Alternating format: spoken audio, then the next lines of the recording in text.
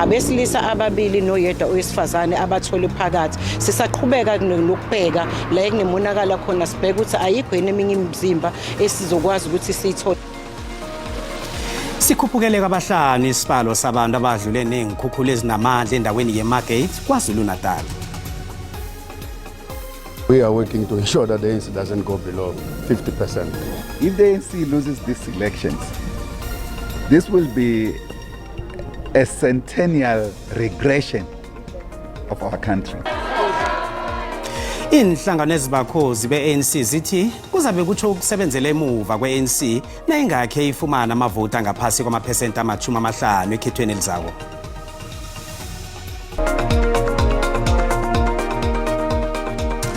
Kwaba kuhle ukuhlanganiswa zindaba kodwa ku-SABC 1 ngesiNdebele akwande mzumkhulu. Sikhuphukela sayokufika kwabahlanu isibalo sabantu ababulewe izikhukhula izolo ebusuku eMargate egwini elingesewula yeTheku. Konakele indlela, igezi namanzi. Kanti uthe bona ufike umbiko lo, umbiki indaba wethu uMlondi Radebe wagijimela ngapho. Mlondi ungasihlathulela bona bunjani ubujamo ngapho? SABC lapho ekuthe kwahlasela khona imvula enamandla kwacekeleka phansi ingqalasizinda kuyimigwaqo kanye nazo izindlu ezikhona kuleli dolobha. Kanti abantu abakhathazeke kakhulu laba abanezitolo ezidayisa ukudla ezindaweni eziseduzane nolwandle njengoba lemvula ibingenisa amanzi khona kulezi indawo. Kanti namhlanje uzobona ukuthi kuzovakashela uMEC wakwaKhokhtha ozozama ukuthi asitshene kabanzi njengoba sesithole ukuthi kunabantu abangase babe bahlanu abatholakele ukuthi balahlekelwe impilo yabo ngenxa lezi imvula. Kodwa kumphakathi usathukile njengoba nezixwayiso zesimo sezulu kule ndawo zisaqhubeka ukuthi kuzoba no level 5 nokungase kube khona ezinye izikhukhula ezinamandla ezingalimaza kakhulu abantu kule ndawo. Kanti sizozama ukuthi sikhulumisane nomphakathi kule ndawo ukuzwa kabanzi ukuthi izolo ngesikhathi kuhlasela lezi zikhukhula kwenzakaleni. Baba siyabonga kakhulu ngesikhathi sakho, sacela isiphi igama nesibongo. Khuluma noMthofu Mandla Nkosi Nhlomalo. Baba kafushane nje izolo makwenzeka lesigameko bokuphi kwenzeke kanjani ukuthi usithatha kanjani sonke lesigameko esenzeka endaweni yenu? Ya around town la because operator khona la edolobheni. So isiphatha kambi kakhulu lento ngoba yenzeka minyaka yonke. So ngokubuka kwethu ngoba yenzeka minyaka yonke lento ngoApril. Njalo nje ngoApril soba nesigameko esinje ngenxa yokuthi yene umthamo wamanzi lo ozala kuleli bridge mkhulu. So uyahluleka amanzi ukumumatha umthamo wamanzi la kuzowaphonsolwana. Mhlawumbe ukhuluma ngomthamo wamanzi kukhona imfula eminingi engenhla eyenza ukuthi uma ngabe kuza amanzi lapha kube nalenkinga enibanayo. Yebo kunemfula eminingi ngapha ngasenhla ethelela ngapha ngasolwandle. So mase yehla la ihlangana ndawonye. So ngokucwaningo lwami mina ngoba ngizalelwe la eSouth Coast ngajabula nje manje ukuthi uhulumeni angasisiza ngokuthi asivulele la usize wokumumatha amanzi aphosolo akuzakwazi ukudlulela olwandle. Mhlambe nje uma usungichazele kabanzi amanzi abekuphi siyayibona imigwaqo ukuthi ibheke phezulu nezihlahla ebezikade zivalile khona lapha eku-Marine Drive. Mhlawumbe usuchaza kafushane nje amanzi abemaphi ngesikhathi kwenzeka konke lokho? Amanzi ayigcwale wonke lo mgaqo amanzi. So akapakela lapha eSasol garage nanebhusha lengapha next door nasegarage. So kahle wonke umphakathi la nosomabhizinisi abala affectekile ngoba abakwazanga ukunyakaza izolo nokuphuma baba operate amabhizinisi. Amanzi kade sondele endaweni zabo. Siyabonga kakhulu baba sikasa. Siyabonga. Kanti ke kabanzi nje basisho nje ukuthi lapha kule ndawo osomabhizinisi abaseduzane bakhahlamezeke kakhulu ngoba amanzi acekele phansi izitolo acekela phansi kanye nawo amagaraji njengamanje basazama ukuthi babuyisele isimo kwesejwayelekile sibuyisele izitambu ngakuwe e-studio. Loyo bekungumbiki indaba wethu uMlondi Radebe.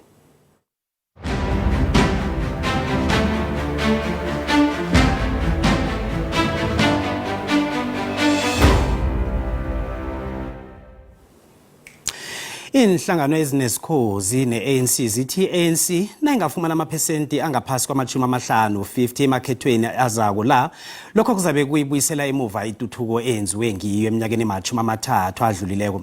I-SACP kunye nekhosathu zifungile ukuthi zizokusebenza ngamandla ukuqinisekisa ukuthi i-ANC iyabusa ngemva kwamakhetho azako la.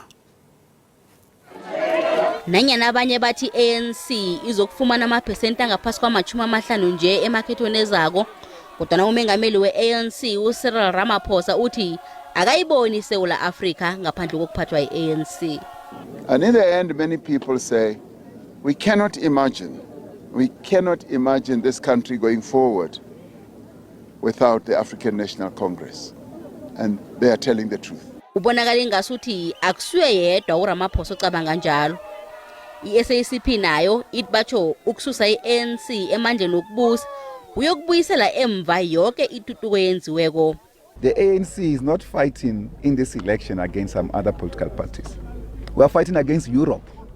We are fighting against America. We are fighting against imperialism. We are fighting against our erstwhile oppressors who have reincarnated themselves, albeit in a new form, supporting all mushrooming political organizations, just giving them money to make sure that they can bring the ANC below 50%. They will not succeed. ICOSATU nayo ifakaze ngelokuthi batsho ukubusa ngokuhlanganyela angeze kwaba sisombululo esihle. We are working to ensure that the ANC doesn't go below 50%. As the AG says, I can say so as a deputy president of COSATU that we're not going below 50%. You will know that the coalitions, once they come into place, nobody's manifesto is going to be implemented. It will be a question of the elite pact about what the leadership agrees and the less consideration about those who will have voted. Ourselves as COSATU, we will ensure that that doesn't happen. Wakhathesi ihlangano ebusako ithi isebenza ngamandla ukuphumelela. We are working for a decisive victory and to be way above 50%. And that's it. I-ANC ithi ihubhululo layo ezenzele lona langeveke epheleleko litshengise ukuthi inamathuba yi-48% wamavotu. Umsize ofisini kaNdunankulu walokhu eFreystata uAce Magashule uMurwadi Cholota ubotshwe United States of America ngepelaveke. uCholota msola we-17 eqaleni letsheboya i-asbestos yengitigidi zamaranda. uMagashule nosomabhizinisi uEdwin Sodi nabanye bavele kafitshazana ekhotho yeFreystata. Litshulisiwe kodwa icala lobugerekejane elimalungana ne-255 million yamaranda ekwakuhloswe ngayo ukususwa kwezindlu zakhiwe ngetsheboya. uAce Magashule wayonguNdunankulu ngesikhathi sehlelweni letsheboya ngo-2014 uthi icala leli liyamliyeka ukuzibawele namavoti. This is politics and I'm happy that the American embassy and state security has been exposed. There's some spies of US within the ANC have been exposed. uCholota ubotshiwe kanti kusalindwa amahlelo ukuthi abuyiswe enarheni le. On the issue of Ms. Cholota, we can confirm that she was arrested this past weekend. Usomkhandlu walokhu wezokuhlaliswa kwabantu olimlamlelo ngomunye wabasolo akhanga khona ukuya ekhotho ngoba nawo unikelwe amalanga wokugula bekube ngomhla ka-15 kuvela abahlinze. Kanti nakusesenjalo umsola wesihlanu iDiamond Hill Trading ekuyikampani kaphiko lomzimbambane ongasekho ephasini kusafanele ithole igqwetha. Ikampani le yaba nesivumelwano neBlackhead Consulting ephethwe nguEdwin Sodi. The accused number 5, which is the company, is not legally represented currently, and they are making, as the defense, applications to apply for legal aid. And also, Oli, she is quite sick, as per the defense. Icaleli lithuliselwe ngomhla ka-14 kuMgwengweni. The matter is then postponed to the 14th of June 2024. Boka abasolo ecaleni baqale necala lokukhwabanisa ubugerekejane ukukhukhutisa imali nokuphula umthetho wokuphatha kwemali zomphakathi. Kanti ekhasini lethu leFacebook sibuze ngale ndaba kaAce Magashule. Asizwe nakumbono wakho uyalandela mbukeli.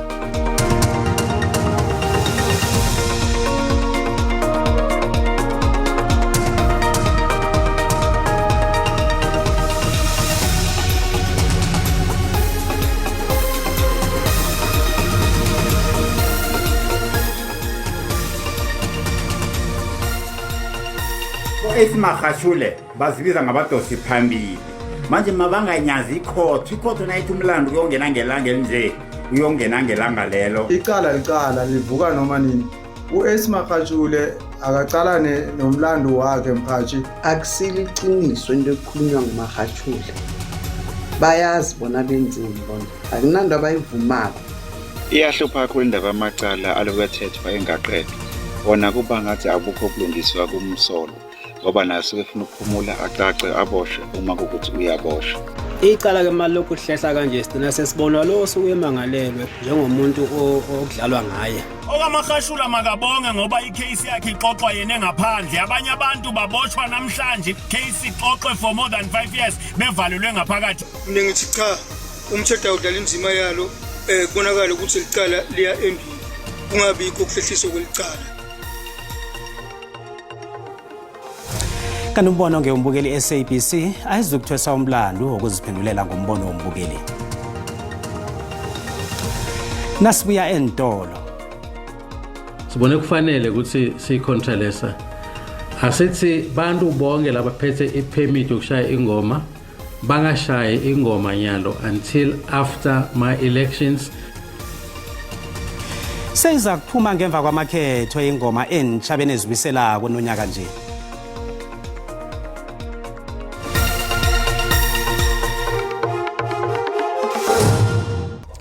Ubukele indaba zesiNdebele ku SABC 1 kanti indaba ezi ziyatholakala ku YouTube na ku SABC Plus na ku Facebook. Asirage nazo. Kuthuliswele ngemva kwekhetho ukubuyiselwa kwengoma nonyaka nje eMpumalanga. Lokhu kubangelwe likhetho lelizwe lonke ngomhla ka-29 kuMrhayili. Lokhu kuvezwe ihlangano yabaholi bendabuko iContralesa. Yanonyaka ingoma beyokuthomana nenyanga yekhetho labohulumende bendawo nelesitshaba sonke. IContralesa ithethe isiqundo sokuthwilisa ukuyiselwa kwengoma ukwenzela bona abasegwabo bakhona ukuyokuvota. Mvanje sekulindeleke bona ukuphethwa kwesikweli kurage ngale kwekhetho. Amakhosi akhonjelwe bona aqinisekise bona kunangoma yako kungakadluli ikhetho. Because of letlash lekhona between kuvulwa kwetingoma nalukhetho nalama elections. Sibone kufanele ukuthi siyicontrolesa. Asithi bantu bonke labaphethe ipermit yokushaya ingoma bangashayi ingoma nyalo until after my elections 29 May 2024. Sizibonge labaphethe ama permit. They must make sure ukuthi abalingeki ukuthi baqhubeke bashaye ingoma singavote. Lokho sikwendela ngobe bakhona abantwana laba bafuna kuya engomeni at the same time ba registered ukuthi bayovota and bafanele ukuthi bavote. Ingikhulu zomthetho zelusengelihlwe libukhali bona nanyana ngibani ofuna ukuyisela ingoma ngokungemthetho ngesikhathi sekhetho bamgole njengokhola dzwebula idzinyani kunina. Imphathimandla zamapholisa eLimpopo zithi ziphumelele ejimeni lokulwa nobulelesi benqhema zehlanganyela eThoyandou. Kudunyuzwe kwabulawa amadoda angaphezulu kwalithumi emvekeni ezine ezidluleko asolwa ngokuba amalunga wamagenge ezehlakalweni ezahlukahlukeneko. National Commissioner, give an extra capacity for this province to deal with this Jerusalem. We have been hearing about Jerusalem, Jerusalem, Jerusalem. Shut down the Jerusalem. Ungqongqotjhe wamapholisa uBhekicele wakhuluma amagama la eminyakeni emibili edlulile kweThoyandou mhlazana akhupha isilemukiso ekhaba siqalise enqhameni zehlanganyela sendaweni leyo. Solo kwalokho sekudumizwe kwabulawa abantu abangaphezulu kwabalithumi ekusola bona malunga wamagenge. Bonke babulewe ngendlela efanako, abongazimbi badunuzelwe eduze. Amapholisa athi nanyana kunabantu abasola njengamalunga wamagenge abadunuzweko kodwa nabona abathindeki. The recent incidents involving killings of individuals in Thoyandou Vembe are deeply concerning to us as the SABC. It is important to clarify that police are not involved in shootings of individuals in Thoyandou.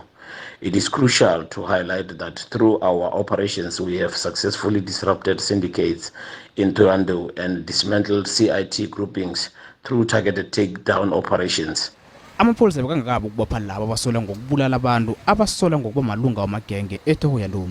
Ulidwaba uthi amacala la afuna icheche elikhethekileko kunye nesineke. Ihlangano iMoral Regeneration Movement eLimpopo ikhola bona imphakathi futhi siza amapholisa ukulwisana nobulelesi. Arresting criminals, especially experienced, hardened criminals, is not as easy as catching a locust. iThohoyandou bekuyindawo ephephileko phambilini kodwa neminyakeni edlulileko imbolobolo zamapholisa zithi indawo le sekulidzaba lobulelesi esifundeni seLimpopo. Kujamile ukufunda nokufundisa enkolweni eziningi eWhite Hazy Circuit phakathi kweHazy View neWhite River eMpumalanga. Abotitshara bamalunga wamayuniyoni afana neSATU, iNATU kunye neNEHAWU bangale umsebenzi ngonobangela ubulelesi obenzeka enkolweni zendawo le. Amalunga wamayuniyoni ebekabuthelelene hlanu kwama-ofisi wezefundo weWhite Hazy eMasoyi bekasilingeke aqede ichukela. Abotitshera bathi besabela impilo yabo kunye neyabafundi begodu bafuna umnyango wezefundo newezokuphepha komphakathi uqalane nendaba yokuphepha enkolweni. We want schools to be taken as business entities. We want them to hire security. We want cameras at the schools. We are saying this is the first, action of its kind where we are saying, as SADU, we have heard it. Yeveke pheleleko isiqhema sabantu abahlomileko sone idrade esanda ukufakwa esikolweni eJerusalem High School sayokubamba abotitshera ikunzi kwalimala abafundi ababili esehlakalweni leso. We are demanding that those that are in offices, those that are responsible, the MEC of Education, the MEC of Security, Safety and Licensing, the Provincial Commissioner must urgently come and meet with us, possibly even receive the demands of the workers. Umnyango wezefundo esifundeni lesi umeme ababelana abahlukahlukeneko ukuthi bangenelele ekulusaneni nomraro lo. Kanti uthi abogada abahlomileko enkolweni akusiso isisombululo. Once you do that, once they become vulnerable, they become soft targets, because we have seen that happening. But for instance, in Mariti, we went there, we sat with the stakeholders, we had, community engagements, and since then there is stability. So that's the approach, because it takes the community to teach a child. Umnyango wezefundo khona uzokukhulumisana nama-union nabanye abathindekako ivekele ukwenzela ukuthola izisombululo zomraro lo.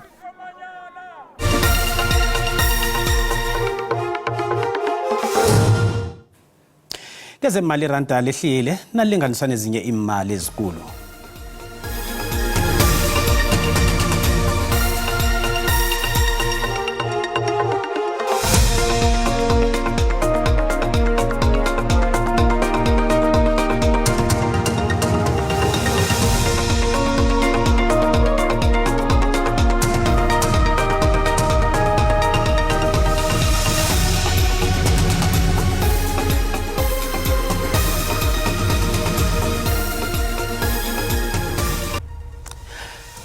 Asigijimele ngekwekwezini sihlole abazumi. Akwande sibuka ukuhamba njani namhlanje ngapha? Akwande Cedric silotshisa umbukeli okhona usekhaya hlangana nendaba esiziphetheko ngilezi ezithi umgcini mafa wehlangano ye-ANC lapha esifundeni seMpumalanga uMandla Msibi ojanyisiweko ehlanganweni le uzibilayezile ngegadango lehlangano ye-ANC lokuthi bamjamise. Ngale kwalokho bekade yabuyele ekhotho ogabe angunobhala zombelele wehlangano ye-ANC u-Ace Magashule ngecala elithinta umfulelo wetsheboya lapha esifundeni seFreystata. Ngale kwalokho University yeSouth Africa iUNISA ngokuhunyezwe sasa uqalwe bona ihloniphe uDokotela uGogo Esther Mahlangu ngezinye iziqu zobuDokotela ngemisebenzi ayenzako yokugwala. Ngizo-ke indaba esiziphetheko namhlanje ehlelweni zibuya nabazulu. Sithokoze sibu asikhambe sokuqala ubujamo bezulu.